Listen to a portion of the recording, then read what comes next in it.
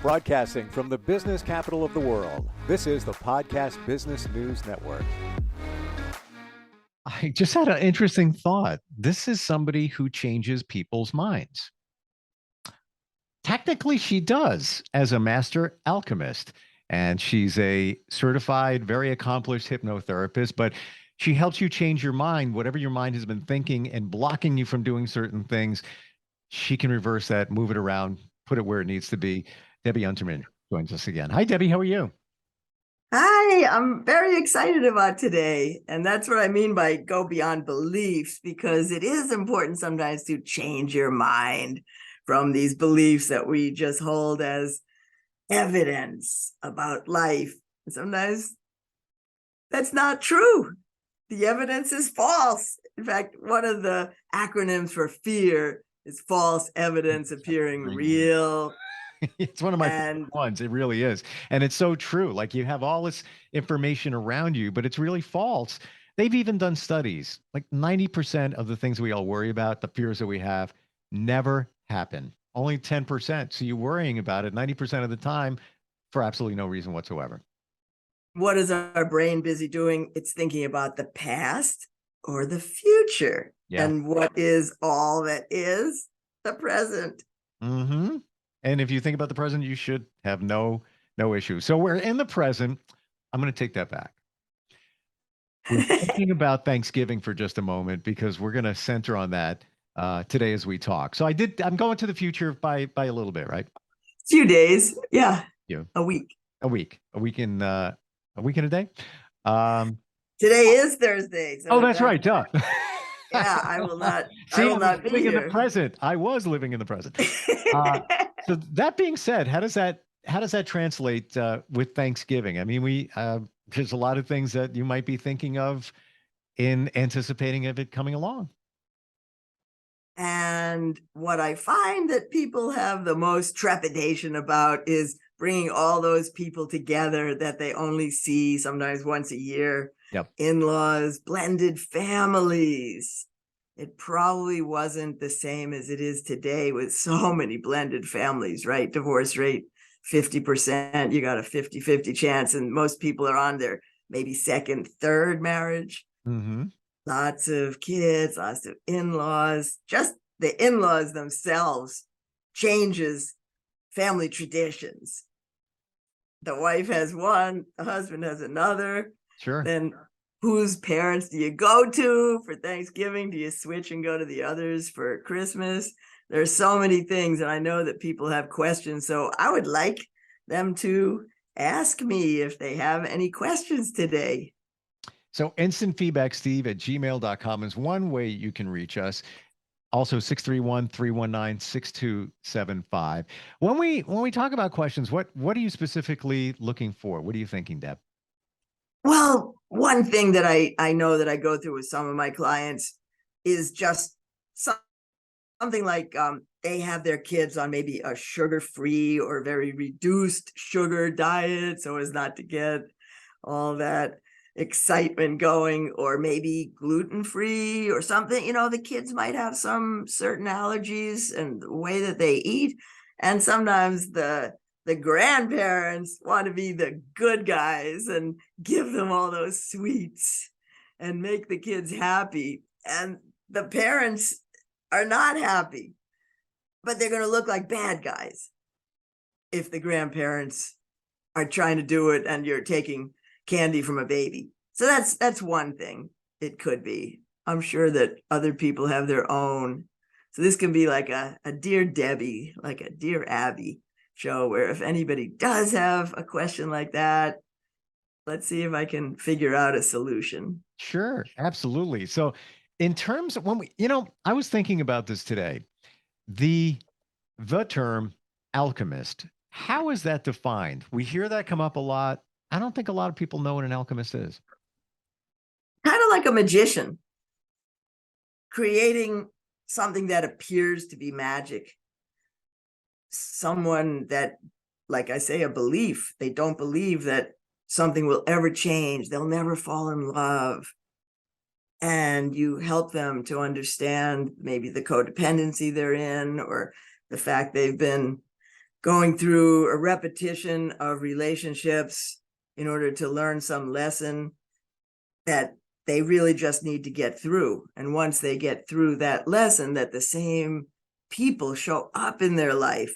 Once they get through it, like magic, the right person shows up. We also talk about a catch-22 in the romance cycle, about how when you know that someone is lonely and needy, it's like a repellent, stay away, please love me. And yet in alchemy, one of our main, the whole point of alchemy is really what Carl Jung would call not just a traditional marriage of two becoming one. And now this is tricky, you got to open your mind, but a quadrinity of four. You, if I'm talking to you, Steve, you and your inner woman, me and my inner man. My inner man can talk to you as, doing guy talk. Your inner woman can relate to me and my needs. And that way, the neediness goes away because we have taken care of the loneliness by finding that other half right within us. I love what we're talking about, but I need to better understand it because it makes a lot of sense. But I'm trying to, all right. So the inner woman would be in me. And how would that prevent somebody, let's say, from feeling some loneliness from time to time? Because that woman inside of you is going to only have eyes for you, right? She's not going to cheat on you. She's going to love you forever. And not only forever, but she's not even going to die. She'll be around as long as you are.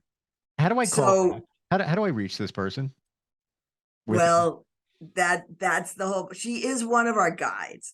And in our 10 steps, we were up to guides, actually, the last time, realizing your connection to all that is. And one of the things that I wanted to start with, this isn't really about the inner mate per se, but I do have 2 chapters in my book about connecting with your guides.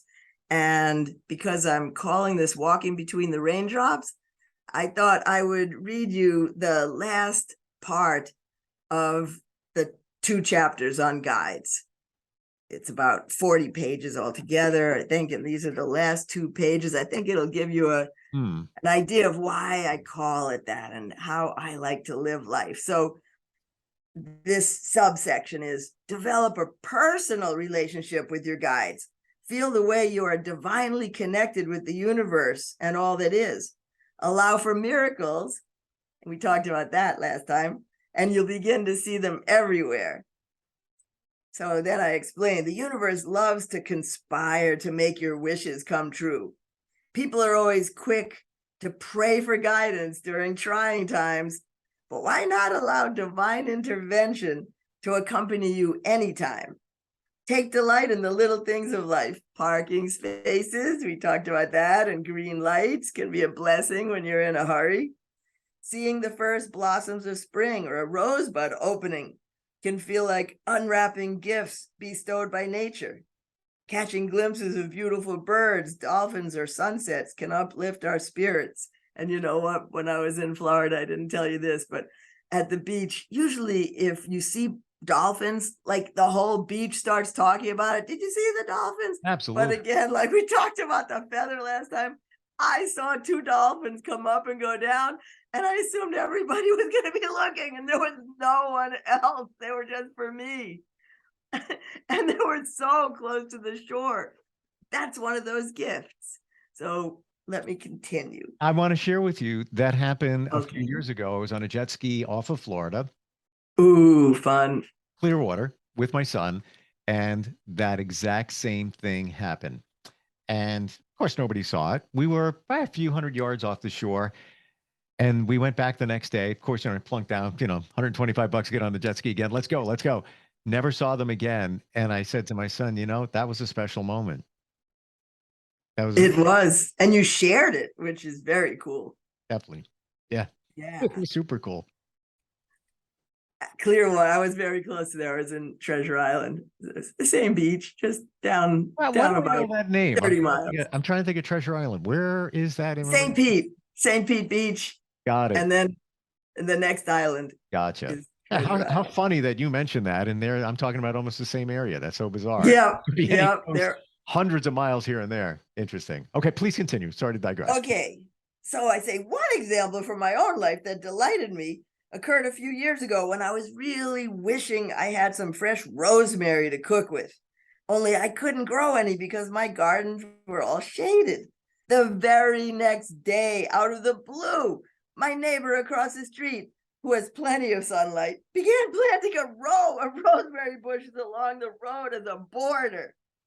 Since then, I had fresh rosemary anytime I wanted it while I lived there. So this is another story that goes with the raindrops now. I used to live in the rainforest in Northern California, and I considered the umbrella to be something of a man-made miracle because it lets you create a dry space in the midst of a downpour. And boy, it rained a lot. However, since moving back to the East Coast, where rain is more irregular, I began to notice how seldom I ever even needed an umbrella anymore. For a while, I carried one anyway out of habit until I became aware of a strange phenomenon that seemed to be following me around time after time, season after season. Situations continued to present torrential rain all around me, except when I needed to be outside. My windshield wipers would be flapping like crazy during my drive, and upon reaching my destination, the sky would suddenly clear.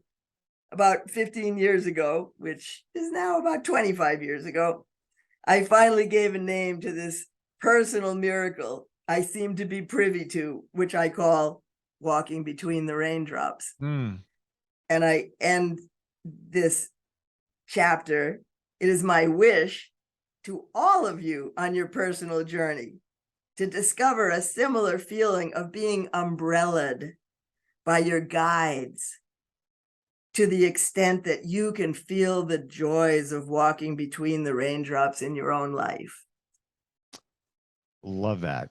And you make me wonder, how do we sense the presence of our guides? How do you do it? Well,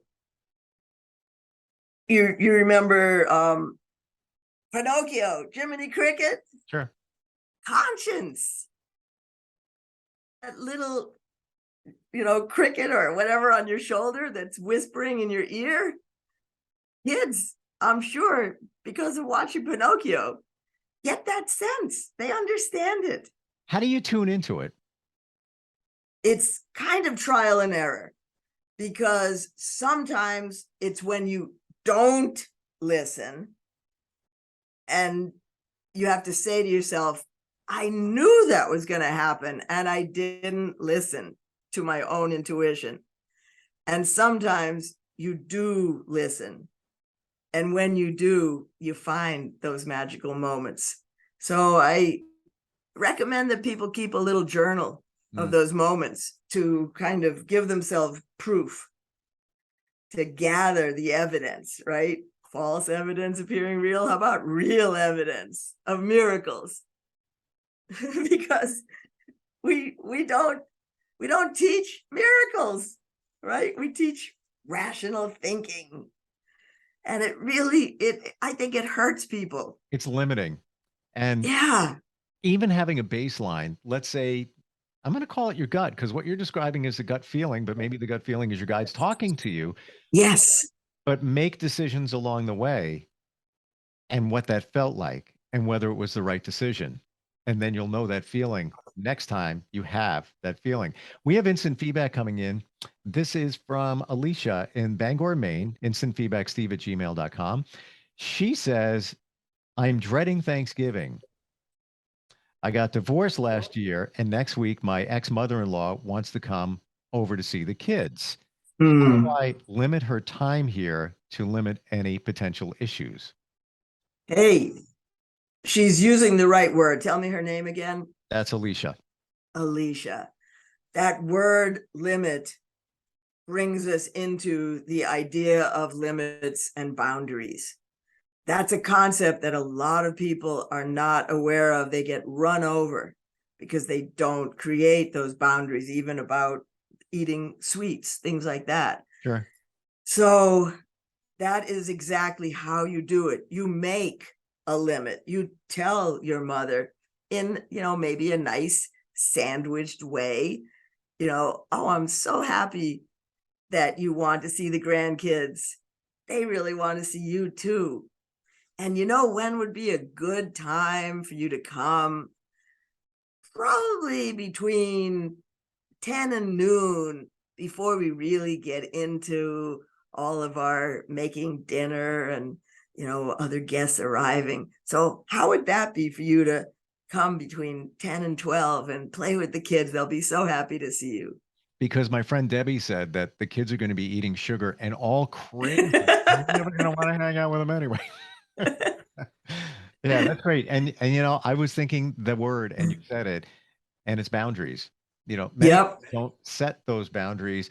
We feel guilty, we feel we shouldn't, but yeah, there has to be, and I know it's a strained relationship, sounds like. Um, Usually it is, usually. But you don't want to have any issues that day, as she's saying. So yeah, just set the boundary, set the time. And it's almost as if you're doing her a favor. It sounds like you're helping her out, to have quality time with the kids, her grandkids. Right. They can be all ready for her. They can know, because maybe they'd rather be doing something else, but they can be told this is when your grandmother will be coming to visit. Yeah. That's the time you'll be spending with them. So I hope that Alicia Yeah, good luck. can follow through with that. You should be a divorce mediator. I actually did take a mediation course. Really? And Yeah. I feel like I'm a natural mediator. It's a lot. Now, when I work with people, I work a lot with the sub-personalities, and I do a lot of work with couples. That's an interesting thought that you just said there, because you have insight that others would not have. Even just a, traditional mediator, just pick any profession. Imagine if you were an attorney and you had the ability to think about how the mind works, and even neuro linguistics programming, NLP, right? All of that, how powerful that would be. Wow, that's like a secret. That's like a secret weapon in many regards, right? It is, and the kind of couples work I do, I think, is so unique, so different, and so productive for people. I can really help people. Wow. Well, we're going to take a call. What's your website? What's my website? Yeah. They can get to it by gobeyondbeliefs.com. Atlanta, Georgia, checking in. Hey, who's this? Hi, my name is Annette. Annette, how are you? I am great. I had a question. I'm not like in the mood for the holiday spirit due to me losing a parent. And I just want to know, how can I get back into a great space or mood when everyone else around me is happy and engaging and talking with each other, and I'm sitting there looking like a miserable soul. I'm so sorry, Annette, that you lost your parent. I don't know if it was if you now don't have any parents, if it was your second parent. It was my mom. Your mom, and your dad is still around? Yes. So is he a comfort? No, he's not. He really wasn't a part of my life. I would assume that your friends would understand, because how can you be happy with everybody else when you're in a completely different place than they are? So I feel like being yourself would be the best idea, and not trying to put on that mask of happiness. I hear you asking me, how can I be happy? Right. And you don't have to. You really don't. And if people are truly your friends, I don't know if you have an invitation to a Thanksgiving, or if you usually put it on yourself or go to your mom's, but being with people who understand you and can comfort you. And even if you're not the life of the party, even if you're just sitting in a corner sulking, they should understand. being real seems like the best way to handle this. And if they don't understand it, then don't try to be around it, because you'll just be torturing yourself. Yes. Thank you. Good advice. Yep. Does that help? Yes, that does. Thank you, Annette. Yeah, you know, it almost sounds like keep it real. You know, people expect you to be, you know, you don't want to put on a face. You want to be real, no matter what. Can I share something with you? Definitely, Steve. We love your sharings. So last week when we got together, you were holding a rose quartz, and there was another connection, and my mom's name was Rose. Yes. So I'm just leaning back here, and you told that story about finding the rosemary. Even though you did it, but wait, there's more. So that phone call just came in. She was talking about her mom passing. My mom passed as well 3 years ago. Her name was Annette, right?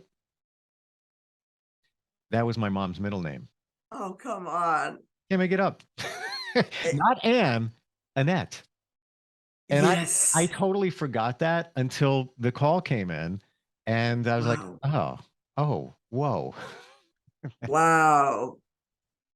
Wow. Yeah, it goes up. And I'm not looking for anything, but there it be. And I tell you, she shows up all the time. All the time while we're together. You're like the mom connection here. That was bizarre. And I know. I was gonna ask, does this happen with anybody else? No. And when she said Annette, I was like, oh, you know, when you said the rosemary thing, I was like, yeah, coincidence, whatever. And then she said Annette, oh, you know, there's two. And then she said her mom had passed. I'm like, mom, there we go. There's another one there. Wow. Yeah. kind of odd, but yeah, you know what? I bring that up because look for the signs, and you may see them. Just like you said, your spirit guides, or whatever you want to call them, the guides, you got to be open to it. And for anybody that just wants to say, well, okay, it's a coincidence. All right, well, you know, Rosemary and that mom could be a coincidence. I'll give you that. I choose not to believe that.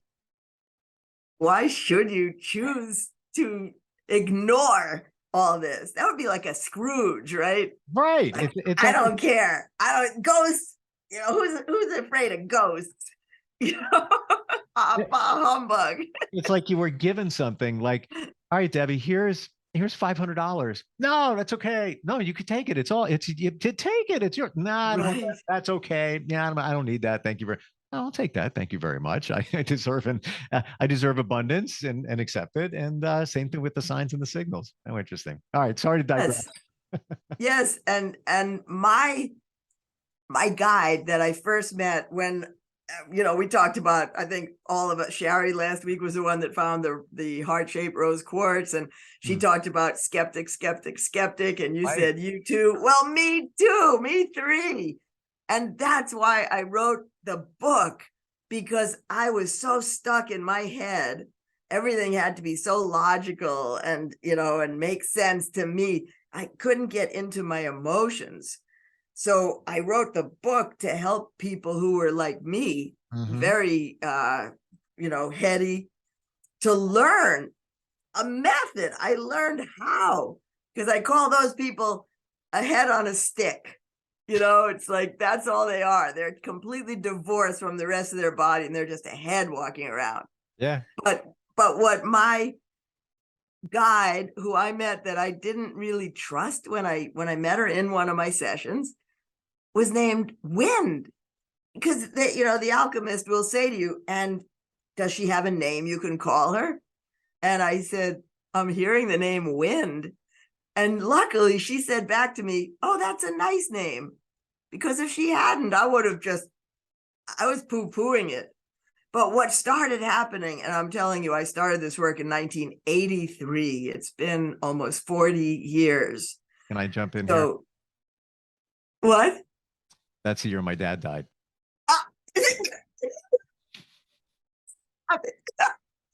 Funny. Give me the month. October. July. Okay.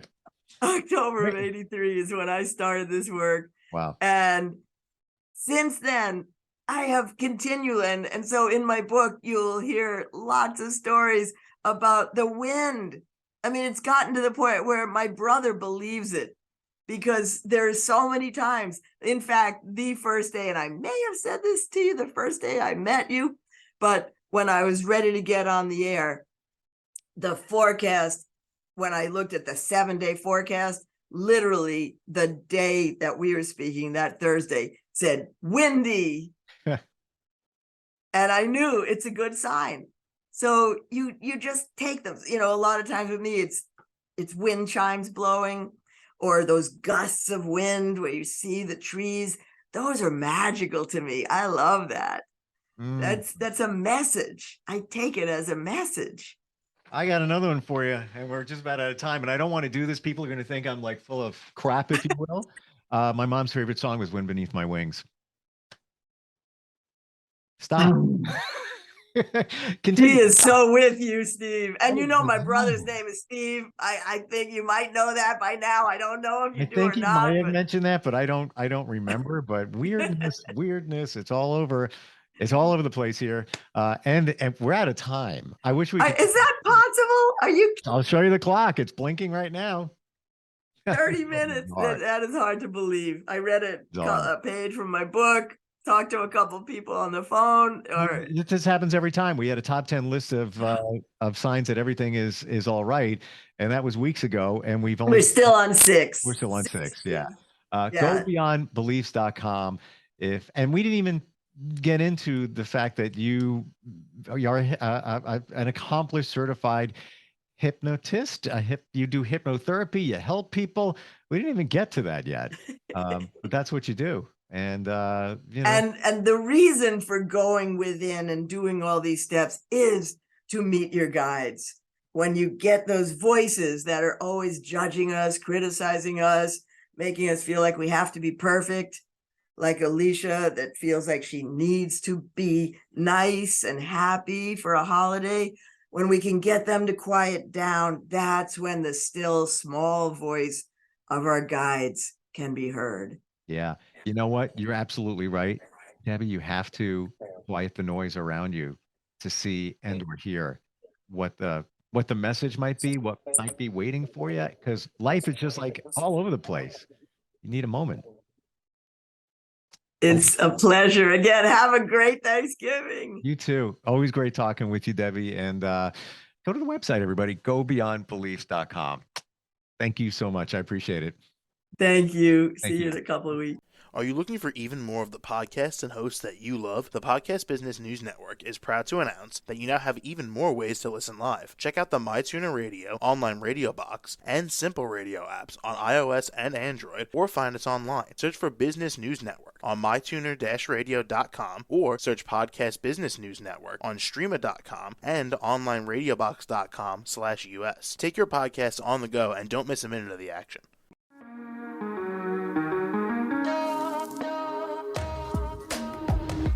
Broadcasting from the business capital of the world, this is the Podcast Business News Network. For nearly 2,000 severely injured veterans, everyday life has become filled with barriers. Day-to-day simple tasks can become pretty daunting. I have to carry my chair up 2 flights of steps or have somebody do it for me. What scares me the most is just the falling. When I'm struggling with my house, I think, to have that one great barrier just knocked down, it's crucial. Home for Our Troops is a wonderful nonprofit that builds a mortgage-free, fully adaptive, handicap-accessible house. And there's no catch. It'll be our very first home that we've ever owned. This is a game changer. This is where your life begins again. We need you to join us in completing this important mission. Please visit hfotusa.org and help build homes and rebuild lives. Because of you, everything's going to be okay.